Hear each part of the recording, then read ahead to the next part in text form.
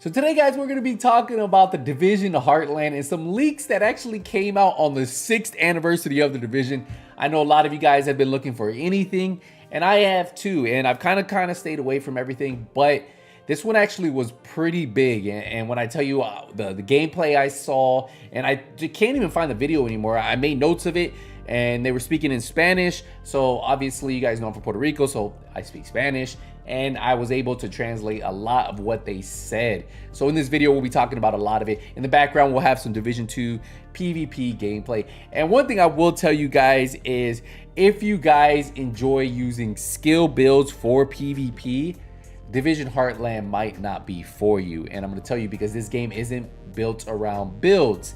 And we'll get into that in just a second. Okay, so this is how it starts. The video starts up and he goes to the base of operation.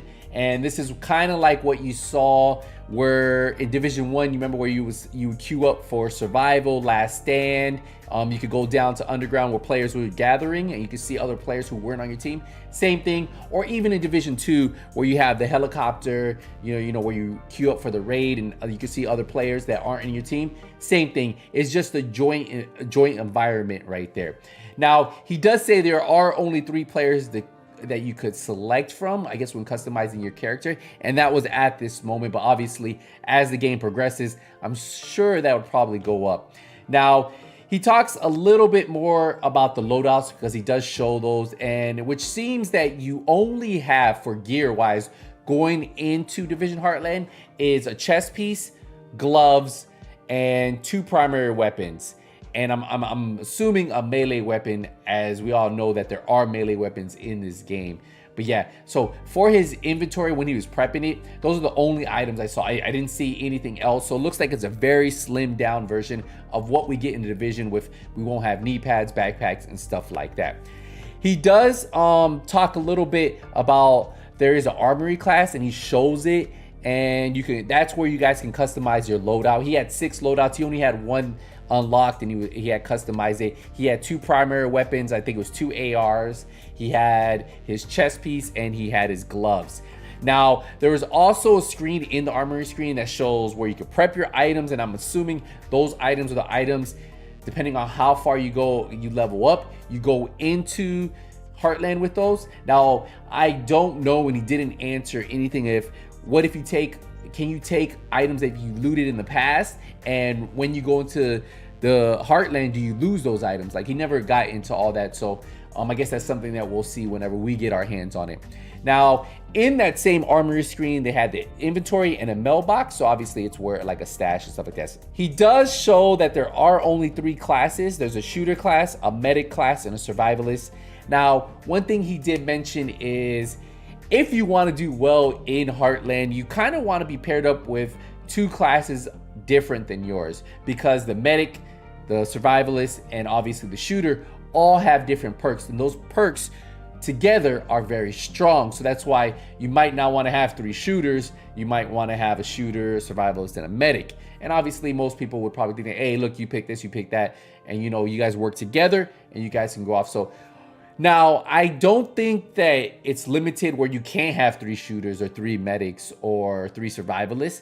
I think you can play, but I'm not 100% sure. He doesn't answer that in the video, and he doesn't really talk too much about it. All he says is, if you want to do well, you will want to have 3 different classes. He was playing solo though, and I will tell you the game actually looked really good for the way the footage was actually recorded. It's a lower quality recording.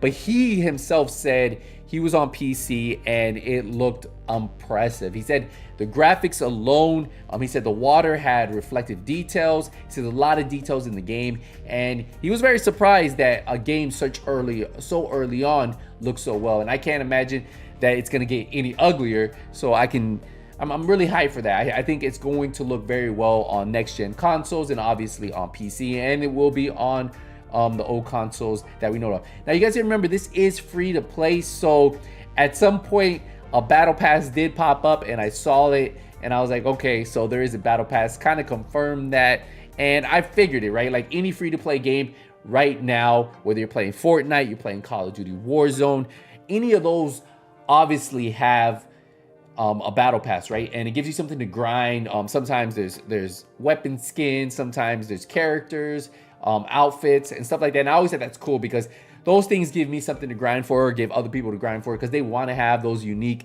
little backpack trophies, player skins and stuff like that. And I think that's very cool. Now, there is a station called Prep Item Crafting, and this is where you're gonna select your insertion point. So there are different insertion points, which really surprised me, right? Like, it's not all random, like, and we'll talk about a little bit. Now, when prepping your items, there are 3 slots to configure, and it looks like there was like, on one of them, it showed like almost a pulse. So I wonder if there's like skills, but less, nothing like we'll see like those damage skills like you see in the Division 2. They're more like support skills and stuff like that, and I can see that happening. Now, he says when he did open up the map, there were 6 contamination zones, which I actually saw a 7th, but I think that's where the base of operation is, but I might be wrong.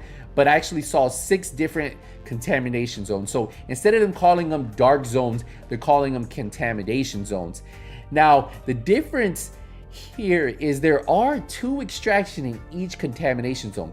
So for all of you players who think you're gonna have to fight players, you might not, like, and I don't know how soon you can extract. I think as soon as you craft a flare gun, because you do have to craft a lot of those gears out there, you can call it an extraction, and it's a pretty nice size map. So I don't know how many total players there are. We don't really know that. He didn't really mention that, but the fact that there are 2 extractions in each contamination zones, and you can select what zone you go into instead of it randomly putting you in there, it's actually pretty cool. So I wonder if there's a different mode where it randomly puts everybody, or if too many people select one zone, will it put people in another zone?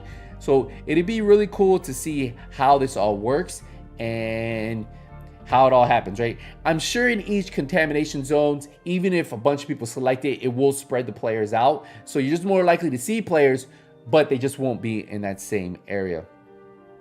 He also goes into the storms. I wouldn't call them, like, I guess you could call them storms. So, you know, you typically in like Fortnite or Call of Duty, you have a zone that collapses in on you, right?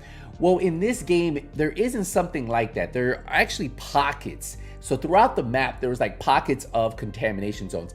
Now, he did say they expand and they close in, but these also move. So in a contamination zone, instead of it closing in, it will typically move around, and those areas will be hazardous to you. Now, he did say something, and I wasn't too sure what he was saying, but he did talk about in those zones, there sometimes tend to be really good loot. And if you can go into those zones, and I think you fight NPCs or loot that area, a lot of times those zones have really good loot. And if you go in there, you sacrifice like your mask filter, stuff like that, you can actually get some good loot. Now, I will tell you that looting looked the same, right? Like weapons you were looting, items you were looting, and those items you use to craft. So crafting is something in this game, and one thing you will be crafting from what he said and he showed, you'll be crafting armor kits, a mask filter. I think there's 2 levels of mask filters, and as you use them, you can craft on top of that again. So like they will tend to deteriorate over time depending how often you're in that zone, and then you can recraft it to up it up. Armor kits you can carry 2 at a time, it looked like, unless there's a bonuses to carry more, and you could craft those. There's also a flare you can craft, a revive syringe, so almost like a self-revive, you guys can craft that. And then that was pretty much the crafting portion of it. You loot materials, you craft it. I thought that was actually really cool to see something new on the go. Like, you don't have to go to a crafting station, you just do it in your wheel, which was actually pretty cool. Now, one thing I will tell you, loot I noticed was green, blue, purple, and gold. So actually there's tier levels, and that's something pretty standard that we saw. So it looks like looting overall is the same. Now, that build diversity where you have like skill builds, hazard builds, DPS builds, that's not really in this. And from the beginning, we knew that was going to be the case. If you remember back when they officially announced this, they talked about the Division Heartland and how you had to have no experience playing any Division game, right? Division 1 or Division 2 to play this, because they want this game to bring in more players who, if they enjoy it, maybe they'll end up joining the Division franchise as a whole, right? They'll go play some Division 2, maybe they'll go try Division 1, but they'll come into our world and hopefully it'll bring more players. And I think this, obviously, based on what I saw, I'm going to tell you guys, this looks really, really good. Now, when he did matchmake, there was an option for Expedition PvE mode and a Storm, and it had double XP mode. So what I don't know and what I've been reading on other leaks is, I think the names might have changed, but we won't know.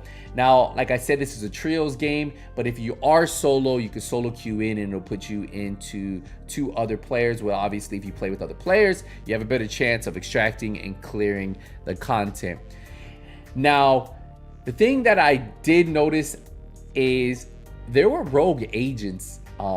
There was a point where it looked like hunters, it looked like rogue agents. I couldn't really tell. It was a little blurry.